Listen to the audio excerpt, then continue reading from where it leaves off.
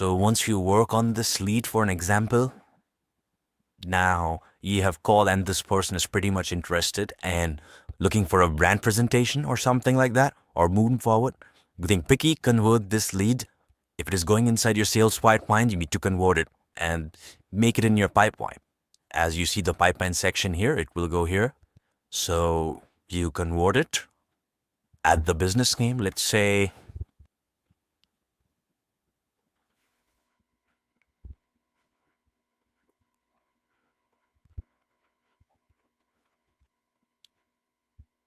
so you add the business name, person, everything. This is just a demo. This I'm just doing it for them.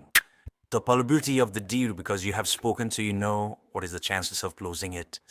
So it was in a prospect and qualification stage. You had a call. Now it's looking for a presentation, so you can click on this, or maybe whatever stage you are in nurturing or eradication, or it went on a discovery gate decision. So very like, so I'm playing followed with presentation, and the amount if you have discussed, you can put that to, let's say for example, it's 200,000. And I put a note.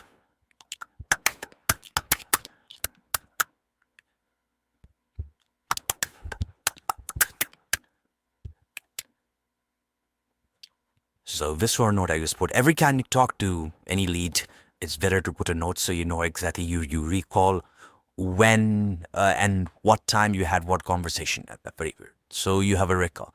Then you look at on word. You see the opportunity created successfully, and you either this is E. If you want to see the demographic of this, we can go ahead and search here, and there you go. This is here linked. If you want to move forward, you can come here and you can move this lead, how you move out job from presentation to lead nurturing or validation FDD. You can put this move. Now it goes to the moves session. Now if you want to go back again, you see it came to be that. So that's how you need to work on your LinkedIn automation lead and push them into the pipeline. That's it. Now, if you want to change the status here, since it's appointment to bring to your sales pipeline, give a click here and give a click in pipeline and confirm.